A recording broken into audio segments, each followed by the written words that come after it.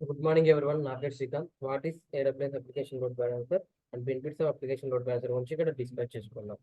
Okay, AWS application load balancer అంటే is a load balancing service operates the application ని service operate చేయడానికి మనం ఇక్కడ లోడ్ బ్యాలెన్సర్ అనే అప్లికేషన్ లోడ్ బ్యాలెన్స్ యూజ్ చేసుకుంటాం. ఇక్కడ లేయర్ 7 మీద of the OSI model layer 7 మీద వర్క్ అవుతుంది అనమాట. It allows you to distribute the incoming traffic. ఏమన్నా ట్రాఫిక్ ని మనం డిస్ట్రిబ్యూట్ చేసుకోవడానికి కూడా మల్టిపుల్ టార్గెట్స్ యూజ్ చేసుకోవడం మనం ఇక్కడ డిస్ట్రిబ్యూట్ చేసుకోవచ్చు.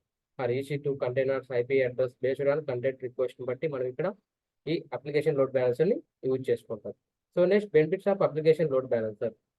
ఇక్కడ చూసుకున్నట్లయితే స్కేలబిలిటీ అంటే distribute income traffic multiple targets use చేసుకొని and in the high volumes of traffic. High volume traffic వచ్చిందో హై వాల్యూమ్ ట్రాఫిక్ డిస్ట్రిబ్యూట్ చేసుకోవడానికి కూడా మనం స్కేలబిలిటీ అనేది యూజ్ చేసుకుంటాం. Responsive during the peak periods టైంలో కూడా మనం ఇక్కడ యూజ్ చేసుకుంటాం application load. So next flexibility application load balance after application layer 7 మీద వర్క్ అవుతుంది కదా OS model. Allowing to route to the traffic route చేసుకోవడానికి మనం ఇక్కడ ఫ్లెక్సిబిలిటీగా యూజ్ అవుతుంది అనమాట. షుగర్ పాత్ థియరీ పారామీటర్ ఒక పారామీటర్స్ లాగా మనకి ఇక్కడ వర్క్ అవుతుంది.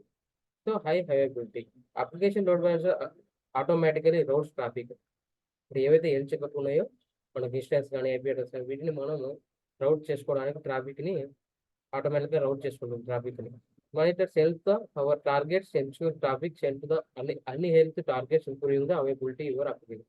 అన్ని హెల్త్ ఉంటాయి కదా దాన్ని కూడా మనం ఇంప్రూవ్ చేసుకోవడానికి కూడా అవైలబిలిటీ యువర్ అప్లికేషన్స్ అవైలబిలిటీలో మనకి ఇక్కడ వాల్యూమ్స్ అనేది ఇక్కడ యూజ్ చేసుకోవచ్చు, మనం ఇంప్రూవ్ కూడా చేసుకోవచ్చు.